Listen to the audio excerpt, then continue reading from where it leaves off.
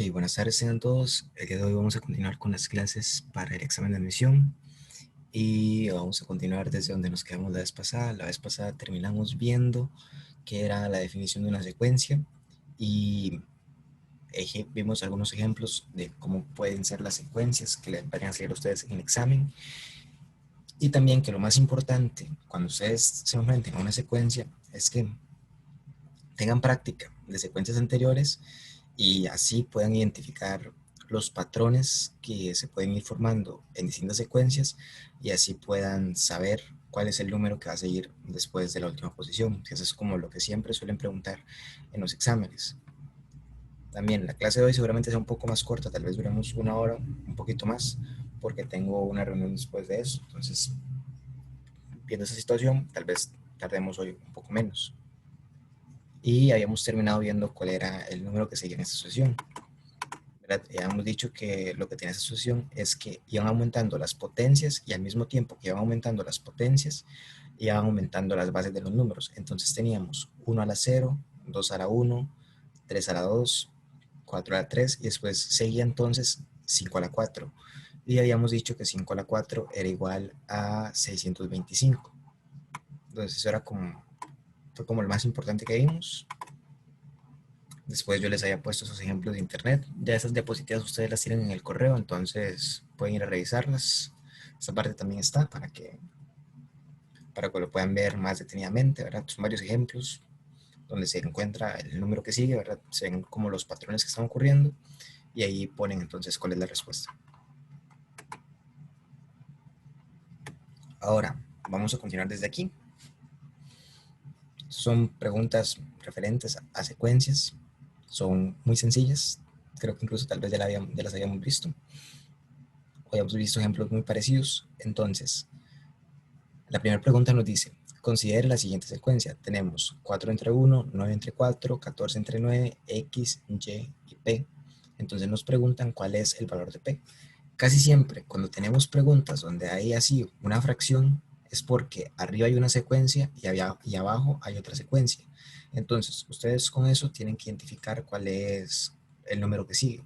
Vean que aquí están preguntando cuál es el valor de P, ¿verdad? No están preguntando cuál es el valor del que sigue, sino que están preguntando cuál es el valor de P. Porque el que sigue es X, pero el que están preguntando es P. Entonces, les voy a dar unos 3 minutos para que piensen, traten de calcular cuál es P y ahorita vemos cuál es la respuesta correcta.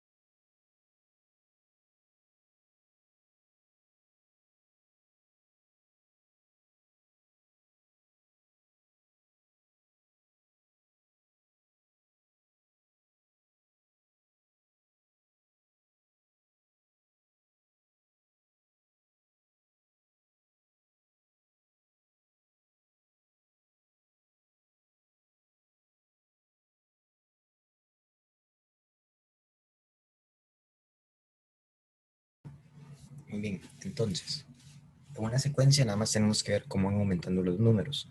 A veces van aumentando nada más de 3 en 3, de 4 en 4, de 5 en 5, o después pueden tener algún que otro truco, qué sé yo, que van, primero suman 1, después se suman 2, después se suman 3, después se suman 4.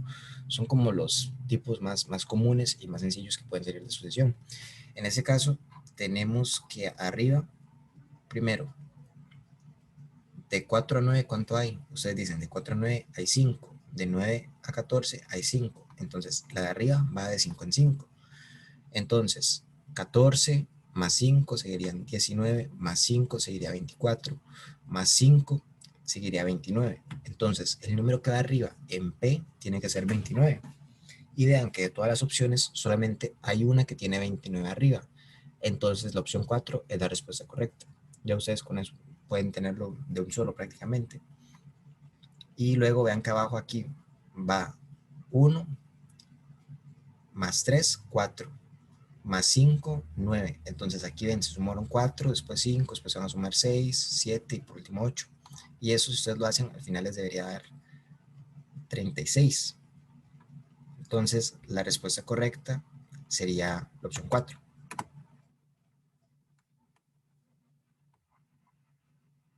Ok, perdón, abajo, sí es cierto, se me había olvidado, que abajo más bien son cuadrados perfectos, pero entonces aquí otra vez está el truco de que tienen que ver que 4 y 9 son números que se prestan bastante para hacer números cuadrados perfectos. Entonces, cuando ustedes vean un 4, un 9, un 16, un 36 o algo así, tienen que pensar en de un solo cuadrados perfectos. Entonces, acuérdense que las potencias al cuadrado de los primeros números son, por ejemplo, 1 al cuadrado 1, 2 al cuadrado 4, 3 al cuadrado 9, después 4 al cuadrado sería 16, 5 al cuadrado sería 25, 6 al cuadrado sería 36.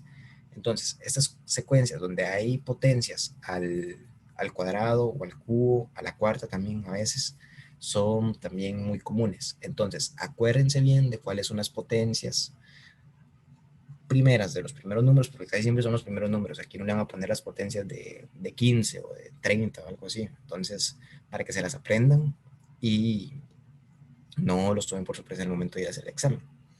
Ahora, veamos la siguiente pregunta. La siguiente pregunta dice, cada uno de los símbolos, triángulo para abajo, triángulo para arriba, asterisco y el cuadrado oscuro, representa un dígito. Considere las siguientes secuencias. Y tenemos la primera secuencia, donde está el triángulo para abajo, el asterisco y el triángulo para arriba. Después tenemos el cuadrado oscuro, 4, el asterisco 8. Después 1, triángulo para abajo, 5, 7 y triángulo para arriba. Y nos dicen que cuáles son los dígitos que respectivamente del triángulo para abajo, del asterisco y el triángulo para arriba. Entonces, el truco que ustedes tienen que usar aquí es resolver primero. Bueno, ¿qué secuencia puede estar ocurriendo aquí? Tenemos 4 espacio y tenemos 8. Entonces, ¿cuál puede ser este espacio y cuál puede ser el que está antes de 4? Y luego aquí tenemos 1, 5, 7. Ustedes dicen qué característica tienen el 1, el 5 y el 7 que los puede relacionar en una secuencia de esta forma. Y con eso podrían llegar a deducir cuáles son los valores de los tres números que nos están pidiendo. Entonces, 3 minutos a partir de ahora para que piensen y escriban cuál creen que es la respuesta correcta.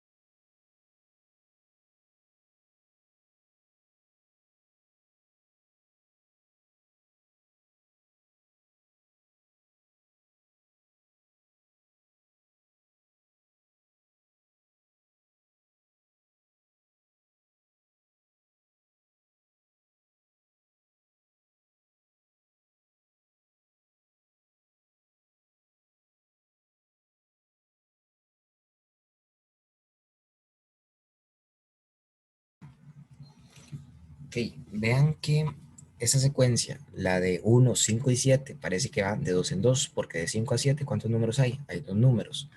Entonces, 5, 7 y 1 son todos números impares. Entonces, este que está aquí está a 2 unidades del 1 y a 2 unidades del 5 y es un número impar. Entonces, ¿cuál es el número impar que está entre 1 y 5? El número impar que está entre 1 y 5 es 3. Entonces, el triángulo para abajo vale 3. Ahora buscamos en cuáles opciones aparece el 3 de primero, porque vean que el triángulo para abajo es lo primero que nos están preguntando. Entonces, la 1 y la 4 pueden ser respuestas correctas. Estas dos ya las descartamos. Ahora, después vemos 5, 7 y el triángulo para arriba tiene que ser 9, ¿verdad? Porque dijimos que esos son números impares y van de 2 en 2. Entonces, 5, 7, sigue 9. Ahora tenemos que ver cuál de todas las opciones tiene de último el 9, porque ya dijimos que el triángulo para arriba es igual al 9. Y teníamos que las opciones posibles eran la 1 y la 4. La 4 es la que tiene el 9 de último. Entonces, la 4 es la respuesta correcta y ya no tendríamos que hacer nada más. Luego, si nos vamos a ver la otra secuencia, vemos que tenemos 4, espacio y 8. Y entonces nosotros podemos decir, bueno, si esta secuencia era de números impares, esta bien puede ser de números pares. Entonces pensemos, este podría ser 2, 4, 6, 8. Entonces el asterisco vale 6. Y habíamos visto que en la 4 el asterisco vale 6. Entonces efectivamente esta es una secuencia de números pares. Ahora, veamos si tiene sentido en la primera secuencia. Esto ya no es necesario, pero es para que vean que la primera también es una secuencia. Tendríamos el triángulo para abajo vale 3, el asterisco vale 6 y el triángulo para arriba vale 9. Vean que 3, 6 y 9 son números que van de 3 en 3. Entonces, esta es una secuencia de números que van de 3 en 3. Esta es una secuencia de números pares y esta es una secuencia de números impares. Eso se los digo para que ustedes vean cómo se pueden armar distintas secuencias, ¿verdad? Entonces, eso sería todo para esta pregunta. En realidad no es tan complicada, nada más de ir viendo cuál es el patrón que se está formando. Y cuando ustedes hallan el patrón, ya pueden identificar cuáles son los números que faltan, cuál es el número que sigue y todo ese tipo de cosas. Entonces la respuesta es la opción 4. Ok, esto es como nada más una aclaración, porque como el TEC todavía no ha dicho nada de cómo hacer el examen, yo aquí les pongo como un poquito de información para que ustedes tengan a mano con respecto a lo que es los cortes para entrar a una carrera en cualquier universidad, ya sea la Universidad de Costa Rica o el TEC. La Universidad Nacional no trabaja con cortes. Entonces, un corte no significa que esa es la nota que usted tiene que pegar para entrar a una carrera. Mucha gente dice, bueno, yo ocupo un 720 y con un 720 puedo entrar a medicina, cuando eso no siempre es cierto, porque un corte se basa en la demanda que tiene una carrera. Entonces, ¿por qué una carrera como medicina tiene un corte tan alto? Medicina tiene un corte tan alto porque hay miles de personas que quieren entrar a medicina. Entonces, como hay tantas personas que quieren entrar a medicina, el cupo es limitado. Por ejemplo, medicina creo que tiene al año como unos 100 cupos y de ahí la gente que quiere entrar pueden ser que 1000 personas, poniéndole que son poquitas. Entonces, de esas 1000 personas, solo 100 se van a llevar ese cupo. Entonces, de esas 100 se calcula un corte, que el corte es la nota de la última persona que aceptaron para entrar a esa carrera. Por ejemplo, el año pasado creo que medicina estuvo como en 721. Entonces, ese 721 no es una nota que pone la U que dice, bueno, los que peguen más de 721 vengan para medicina y se hacen doctores. No, lo que quiere decir es que ese 721 fue la última nota de alguien que entró a medicina, ¿verdad? Después de esa persona ya no aceptaron a más gente porque ya se quedaron sin cupo. Entonces, para que ustedes no vayan con la mentalidad de que, bueno, si yo pego más de 720, voy a entrar a medicina, porque puede ser que no. Y tampoco pensar que de ahí necesito un 720 para entrar, porque puede ser que necesite menos. Todo eso depende de la oferta y la demanda que haya de la carrera este año. Entonces, para que ustedes vayan con esa mentalidad, nada más piensen en salir alto, no piensen en sacar una nota específica. Y bueno, esos son todos los cortes del TEC. Pueden ver que la carrera más alta creo que es, bueno, ingeniería física, que es de 712, y ingeniería en biotecnología, que es de 717. Entonces, estas representan la nota de la última persona que fue aceptada. Y una diferencia que tiene el TEC con la Universidad de Costa Rica es que el TEC tiene algo que se llama condición de espera. Entonces, si alguien no entra de los admitidos, entran los que están en espera. Pero en la Universidad de Costa Rica, si a usted no lo admitieron al principio con el corte, aunque haya gente que al final no quiso entrar a la carrera, ya a usted no le van a dar la oportunidad de entrar. Entonces, esa es como la mayor diferencia que tienen entre las dos. La gente siempre se queja porque en realidad la Universidad de Costa Rica debería darle espacio a la gente que quiere entrar y no hacer eso de eliminar los campos, porque al final eso es lo que están haciendo. Si hay gente que no quiere entrar a una carrera, eliminan ese campo en vez de dárselo a otras personas que podrían aprovecharlo. Pero bueno, también son cosas que hay que tener muy en cuenta. Entonces, aquí es lo que les acabo de decir. Entonces, cada año pueden subir o bajar. Entonces, no se queden nada más con que un corte es lo que tienen que pegar. Siempre traten de sacar lo más alto posible. Luego que la Universidad Nacional no tiene cortes y que también evalúan diferente según el colegio de donde usted venga. Por ejemplo, si usted es de un colegio privado, de un colegio científico, de un colegio humanístico, lo van a evaluar, por decirlo así, más duro. O sea, usted va a empezar a competir nada más con esta gente. Es como divisiones de fútbol. Entonces, en la Universidad Nacional evalúan por separado a toda esta gente. Entonces, la persona que pegue la nota más alta de todos estos va a ser como el 900, porque en la Universidad Nacional la nota más alta es un 900. Entonces, el que pegue la nota más alta de estos va a ser un 900 y el resto va a estar medido a partir de esa mejor nota. Después, en el segundo estrato, la nota más alta, el 900, se va a considerar a partir de los que estén en colegios públicos como CTPs y liceos diurnos. Entonces, aquí van a evaluar diferente. Puede ser que el 900 tenga una nota más baja que el 900 de los colegios privados.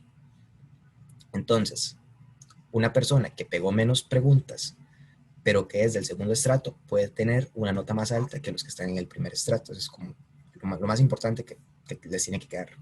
Igual los del tercer estrato. Entonces, eso es como la diferencia que tiene la Universidad Nacional. El tercer estrato son los liceos rurales y los colegios nocturnos, que eso está hecho según los colegios que tienen más ingresos. Entonces, como los privados, científicos, humanísticos, se supone que tienen una mejor preparación, los evalúan más duro, por decirlo así.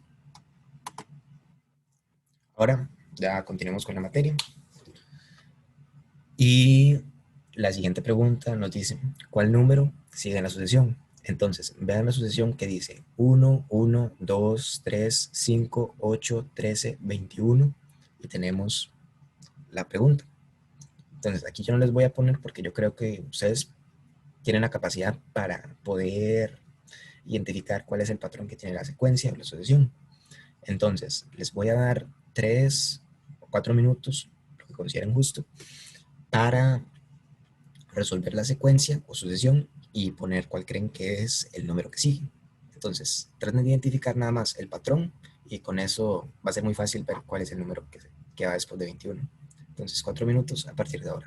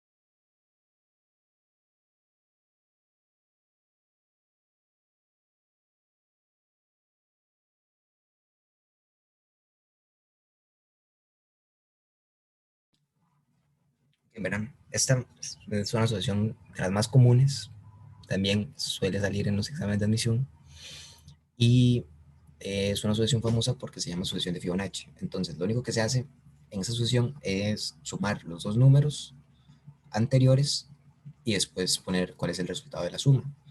Entonces, por ejemplo, aquí sería, en realidad esa secuencia empieza con cero y después uno. Entonces, cero, uno, uno más cero es igual a uno. Después, ya con la solución que tenemos, sería cero, uno más uno es igual a 2, 2 más uno es igual a 3, 3 más 2 es igual a 5, 5 más 3 es igual a 8, 8 más 5 es igual a 13, 13 más 8 es igual a 21. Entonces, lo que sigue es hacer nada más la suma de 21 más 13 y ese va a ser el resultado. 21 más 13 es igual a 34.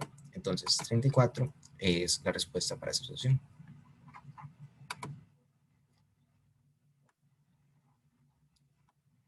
Ahora, veamos la primera pregunta. La segunda ya la habíamos visto. Entonces, ahorita les voy a poner a ustedes que la hagan porque fue las primeras que les expliqué. Entonces, yo confío en que ya pueden sacar cómo se hace. Entonces, veamos la primera que nos dice, si el cuadrado en la primera figura tiene área 1, ¿cuál es el área del cuadrado sombreado en la cuarta figura? Entonces, traten de verlo no como una fracción de área, sino como una sucesión, porque esto se puede ver como una fracción, pero yo quiero que ustedes traten de verlo como si fuera una sucesión. Las dos formas son correctas, pero como estamos viendo el tema de sucesiones, no estaría mal que también traten de hacerlo como si fuera una sucesión. Por ejemplo, aquí tenemos uno, después un cuarto, y así. Entonces, también podrían llegar a cuál es la respuesta correcta en la figura 4. Entonces, 3 minutos a partir de ahora para que piensen y escriban cuál creen que es la respuesta correcta.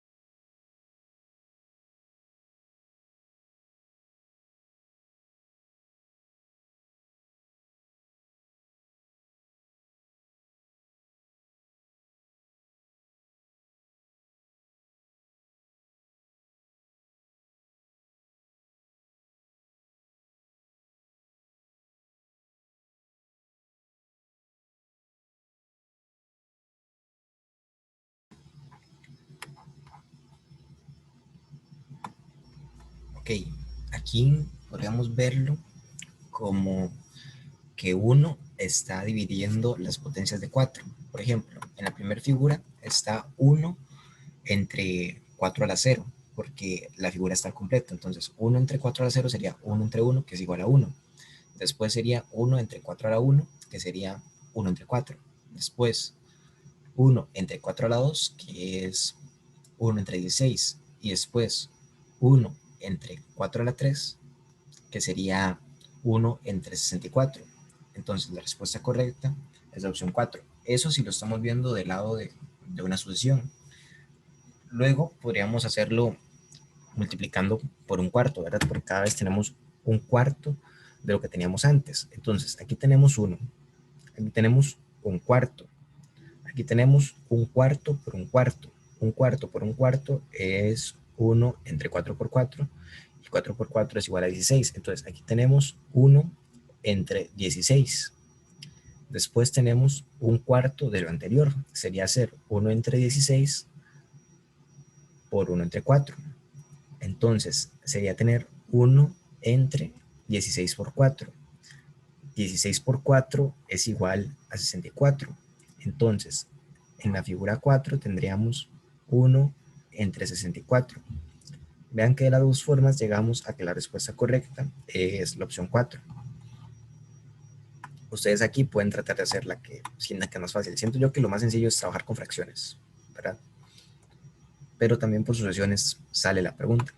Entonces, para que lo tomen muy en cuenta cuando estén haciendo ese tipo de preguntas. Ahora, tenemos la pregunta que ya hemos visto al principio del curso, ¿verdad? Que es considere la siguiente figura y encuentre cuál es la expresión que representa el área sombreada. Entonces, acuérdense cuál era el método que yo les decía que podían hacer y a partir de ahí traten de hallar cuál es la respuesta a dicha pregunta. Entonces, 4 minutos a partir de ahora y ahorita revisamos.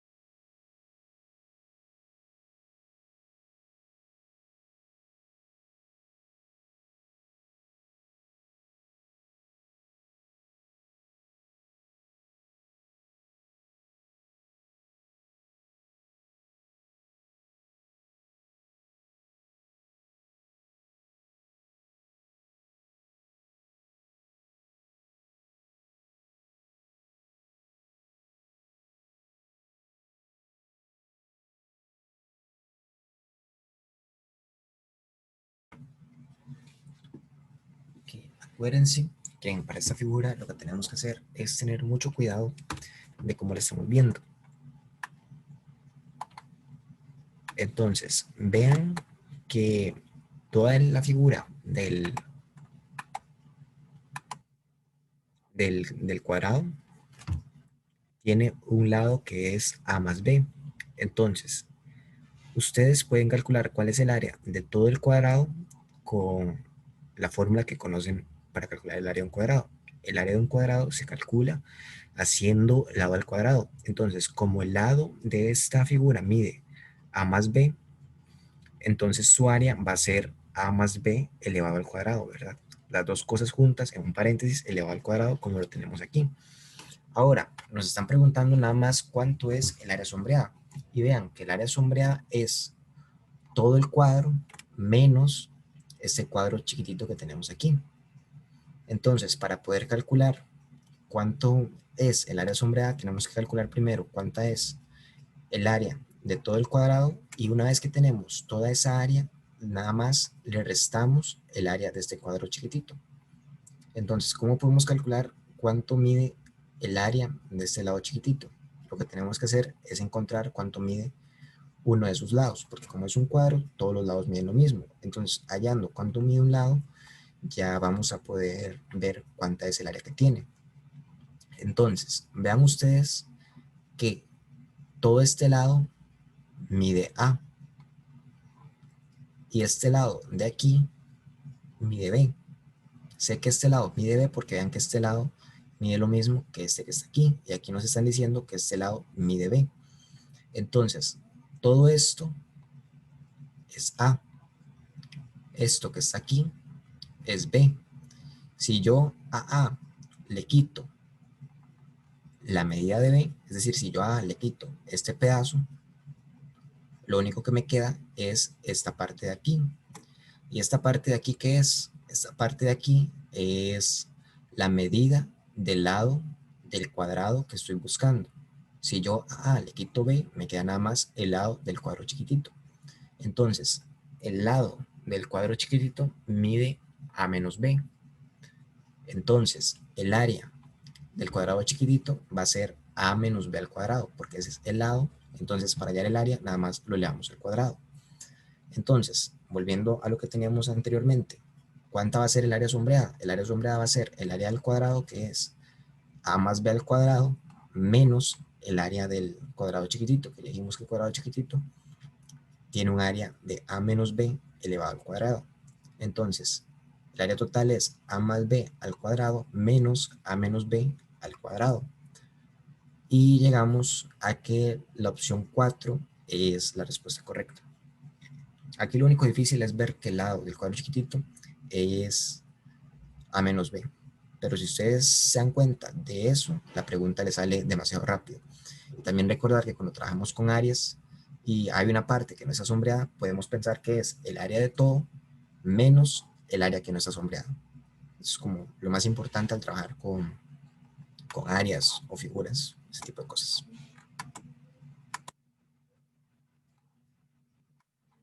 Ahora vayamos con la siguiente pregunta. Esta pregunta es de práctica para el examen de la UCR, las anteriores eran de práctica para el TEC.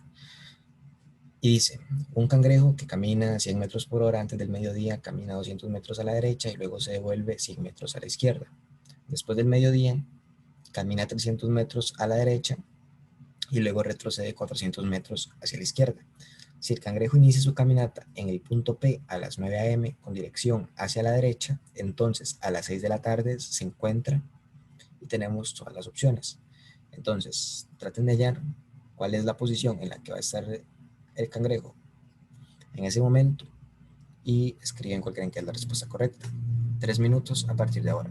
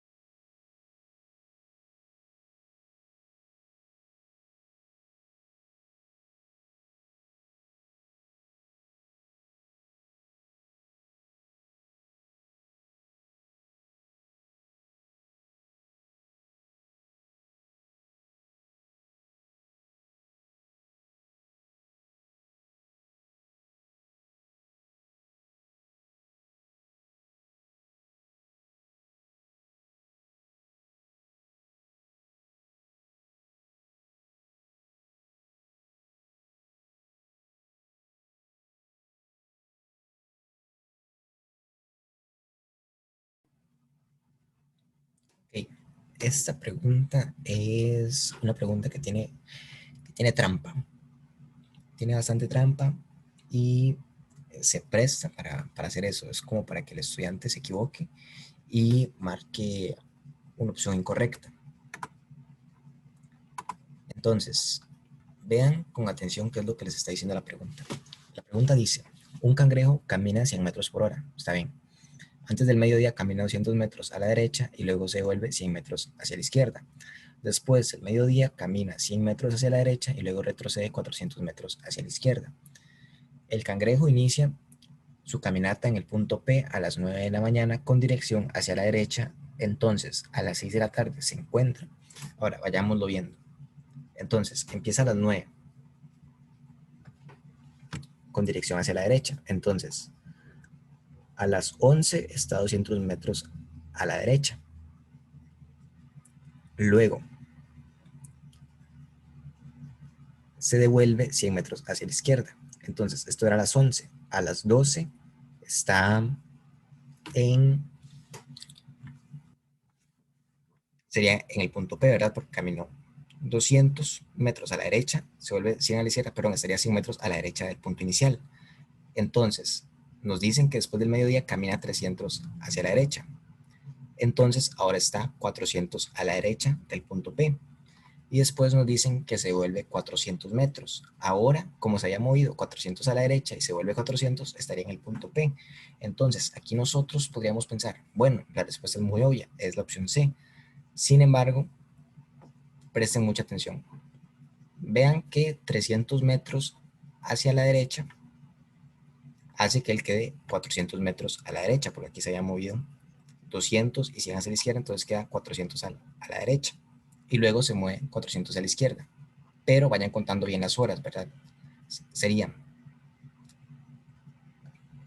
12, 1, 2, 3, y después estaría devolviendo 4, 5, 6, a las 7 de la noche estaría en el punto P,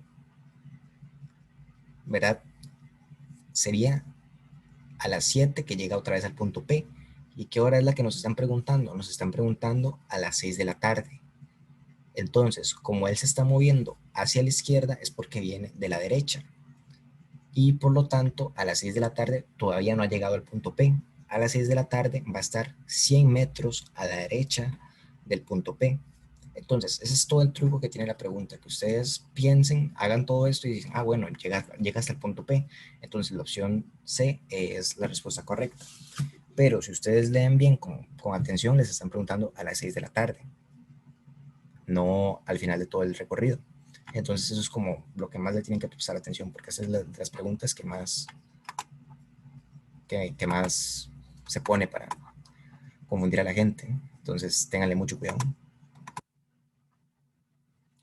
Aquí yo se los pongo, camina 100 metros por hora antes del mediodía, hizo 200 a la derecha, 100 a la izquierda, o sea que quedó 100 a la derecha de donde empezó, del punto P. Luego del mediodía hace 300 a la derecha y 400 a la izquierda, entonces acaba en el punto P.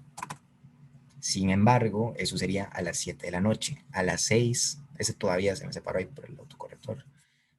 Todavía le faltarían 100 metros del punto P. Entonces, está 100 metros a la derecha de P. ¿Verdad? Esas preguntas siempre suelen salir, ¿verdad? Hay preguntas que parecen demasiado fáciles, pero es porque tienen un truquillo ahí. Entonces, tengan mucho cuidado. Esa es otra pregunta que se parece mucho a una que habíamos visto antes. Entonces, no hay mayor dificultad para hacerla.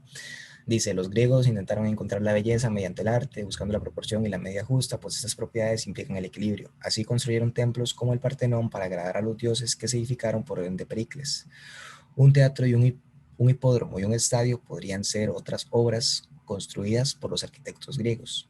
Según el texto anterior, y tenemos todas las opciones. Entonces, esta es de comprensión lectora, nada más traten de hallar algo que esté dentro del texto y que puedan afirmar con completa seguridad. Y eso les va a dar cuál es la respuesta correcta. Entonces, 3 minutos a partir de ahora para que escriban cuál piensan que es la opción correcta.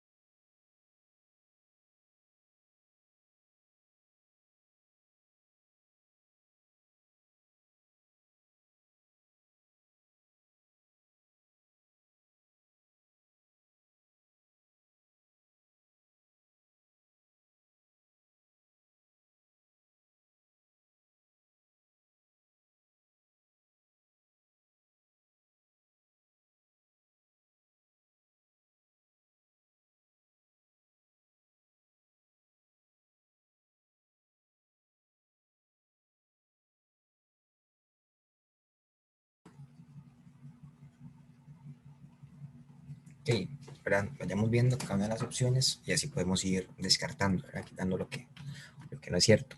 Entonces, la primera dice que los arquitectos eran los principales artistas de Grecia. Entonces, se dice que los griegos intentaron encontrar la belleza mediante el arte, taca, taca, taca, pues esas propiedades implicaban el equilibrio. Construyeron templos como el Partenón para agradar a los dioses.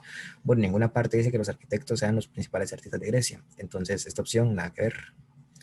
La segunda dice que la construcción de edificaciones era una forma de buscar la belleza. Vean que los griegos intentaron encontrar la belleza mediante el arte, buscando la proporción y la medida justa, pues esas propiedades implican el equilibrio. Así, construyeron templos como el Partenón para agradar a los dioses que se edificaron por orden de Pericles. Entonces, por medio de esas construcciones, ellos trataban de buscar la proporción y la medida justa, así que con eso estaban intentando encontrar la belleza. Por lo tanto, es cierto que la construcción de edificaciones era una forma de buscar la belleza. La opción 2 es la respuesta correcta. La C dice que la proporción y la medida justa eran la única forma de encontrar la belleza.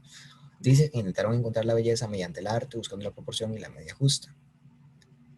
Entonces, vean que no solo mediante la proporción y la medida justa, sino también mediante el arte, y tampoco se afirma en ningún momento que esa sea la única forma, ¿verdad? Inclusive, si estas fueran las únicas, no se menciona. Entonces nosotros podríamos suponer, bueno, es que el texto lo dice así, pero lo estaríamos suponiendo. Puede que sí, o puede que no. Entonces, como no tenemos completa seguridad a partir del texto, no podemos decir que esa sea la respuesta correcta. Entonces, descartamos la opción C por eso. Después dice que el Partenón es el templo más conocido de cuando construyeron los griegos. En ningún momento dicen que sea el templo más conocido. Puede ser que sí, puede ser que no, porque es el único templo que yo me conozco de Grecia. Pero en el texto no lo dice. Entonces, si el texto no lo dice, yo no me puedo ir con lo que yo sé. Entonces, como el texto no lo afirma en ningún momento, no puedo marcar que esa sea la respuesta correcta. Luego dice, los teatros, los hipódromos y los estadios se construyeron posteriormente a la edificación de los templos. No se habla de la ubicación temporal en el que se hizo cada una de esas cosas. Entonces, puede ser que se hayan construido posteriormente o anteriormente. Entonces, el texto no lo dice y no lo deja claro. Entonces, si el texto no lo está dejando claro en ningún momento, no podemos afirmarlo. Entonces, esta opción también se descarta. Entonces, la respuesta correcta es la opción B o la opción 2. Ahora veamos esta pregunta, que creo que podría ser la última de hoy, porque ya casi me tengo que ir. Entonces, la pregunta dice, el tamaño del planeta Júpiter alcanza casi el máximo posible para un cuerpo celeste no estelar. Si su masa fuese mayor, dispondríamos de un doble Sol en nuestro sistema solar. Según el texto, el paso de Júpiter de planeta a Sol estaría necesariamente condicionado por una razón de forma, tiempo, magnitud, luminosidad o temperatura. Entonces, piensen qué es lo que le impide a Júpiter ser un sol y a partir de ahí escriban cuál creen que es la respuesta correcta.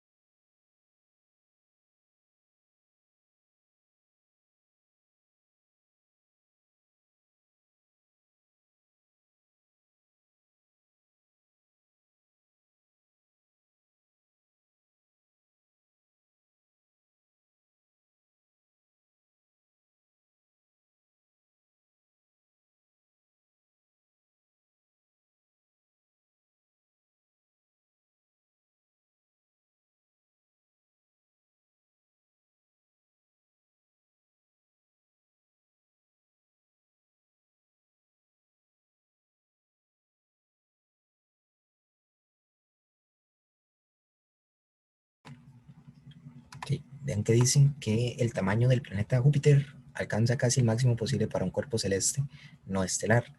Si su masa fuese mayor, dispondríamos de un doble Sol en nuestro sistema solar. Según el texto, el paso de Júpiter de planeta Sol estaría necesariamente condicionado por una razón de, tenemos todas las opciones. Entonces, forma, siento yo que es la única opción que podría confundir a la persona, porque debería decir, bueno, si su forma fuese mayor o tal cosa, pero forma es algo general, entonces es como decir que si el planeta Júpiter tuviera otra forma, podría ser como otro Sol. Entonces, por ejemplo, decir, bueno, si Júpiter tuviera la forma de una pirámide, que es otra forma, podría ser otro Sol y eso no tiene sentido, ¿verdad? Forma no calza tanto con lo que estamos buscando. Entonces, descartamos la opción uno. La opción B habla de tiempo. No se dice aquí que con el tiempo Júpiter vaya a ser otro Sol dentro del sistema solar. Entonces, descartamos esa opción. Y tenemos después magnitud. Vean que dice que si su masa fuese mayor, dispondríamos de un doble Sol en nuestro sistema solar. Entonces, tenemos que saber que magnitud se refiere al tamaño o a la extensión, al ancho de una cosa. Entonces, es correcto decir que si se aumenta la magnitud de ese planeta, es decir, si se hace más grande, puede llegar a ser un doble Sol dentro del sistema solar. Entonces, la opción C es respuesta correcta. Siento yo que también es casi obvia, al menos por las otras opciones que se pueden descartar muy fácilmente. Después dice luminosidad. Aquí no dice que si el planeta Júpiter tuviera más luz, sería un, sería un doble sol, ¿verdad? No se menciona en ningún momento. Entonces descartamos esta opción. Y la última dice temperatura. Tampoco se habla de que si aumenta la temperatura de ese planeta se va a convertir en un sol. Entonces descartamos ya 4 opciones y dijimos que solo hay una que tiene sentido. Entonces la opción C es la respuesta correcta. Bastante bien. Entonces, eso sería todo por el día de hoy. Nos estaríamos viendo el próximo jueves. Seguramente esta semana también les suba otro video resolviendo 10 problemas para que lo vayan a ver en mi otro canal. Y eso sería todo. Espero que les vaya muy bien, que practiquen bastante. Si tienen alguna duda, nada más me la escriben. Y nada más. Nos veríamos el jueves. Hasta luego.